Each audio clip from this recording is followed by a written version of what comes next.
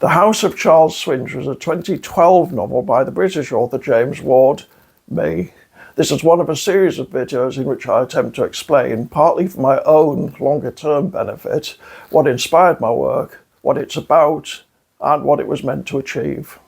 The House of Charles Swinter is essentially a romance, but in terms of the issues it tries to address, it's more ambitious.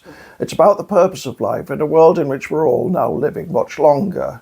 It used to be that by and large, when you grew up, you left your parents' house, got married fairly quickly, had children, brought them up, then gracefully retired into the background. Old people were respected. You knew you had to die, and often you prepared for it. It wasn't necessarily the end.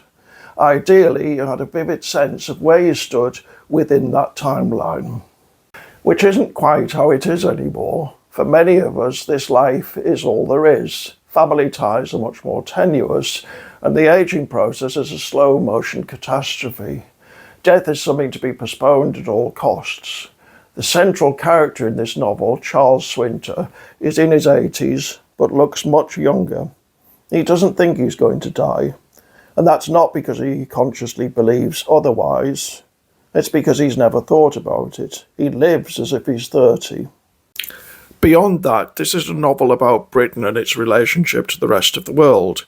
It's about global wealth and global poverty, and the different perspectives living with the history of each might produce.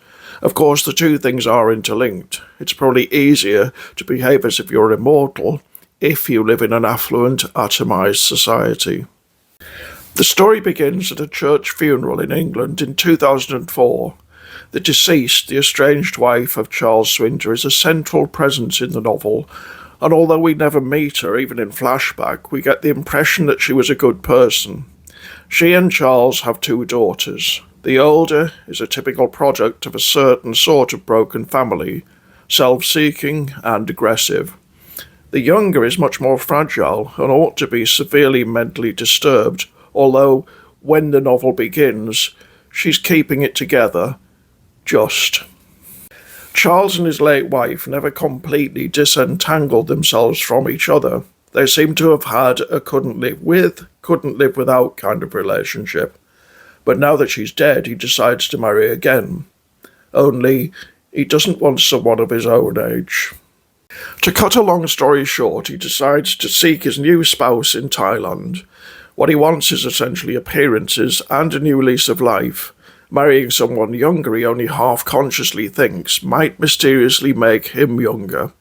However, to make it clear, he's not the novel's villain by any means. He has many virtues, including courage, generosity, and loyalty. In a different context, he might even appear heroic. On the other hand, he is flawed. The novel's romantic lead is a man of around 30 called Edward Grant, an inventor whose success as such has been bankrolled by Charles. Edward has two friends, a Thai restaurateur called Chondi, who's been similarly financed and is partly the inspiration for Charles's Thailand trip, and Edward's identical twin, George, a vicar by profession. When Charles leaves the country and is gone much longer than anyone expected, his three friends become concerned. They know nothing of his matrimonial quest. They only know that he's disappeared.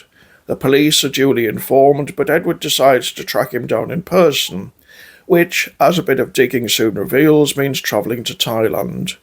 Sometime later, after his arrival, and after he's found Charles, he's introduced by a couple of over-eager matchmaking friends of his to a young teacher called Nongnuk Kit Kailat. It probably won't come as a surprise, though it's not quite the wild coincidence it might seem, that Charles does find a suitable woman, and that he marries her, though he has to knock 30 years off his real age to accomplish the fraud, and that her name is Nongnuk Kit Kailat. Edward realises too late that he's deeply in love with her, and back in England, Tonongsak is morally incensed by the whole affair. To make matters more complex, Edward's vicar brother George falls just as profoundly in love with Charles's youngest daughter, the mentally ill one. To top the complexity, Charles begins to succumb to Alzheimer's, which ought to simplify matters but doesn't. In the developed world, the old are often seen as expendable, the more so when their memories start disintegrating. Elsewhere in the world, that's less common. Nor are conceptions about the inviolability of marriage the same. So we're in for a smattering of what academics call post-colonial considerations, different value systems from different parts of the globe. Are there ways of reconciling them? Should one defer to the other? If so, which? And is love, in the romantic sense, just some sort of Western delusion? Well, like a lot of romances, and this doesn't give anything away, the House of Charles Swinter has a happy ending. Along the way, we get murder, mental disturbances, reports of ghosts, a sham marriage, wrongful imprisonment, and a tsunami. If that sounds like your kind of thing, happy reading. In any case, bye for now.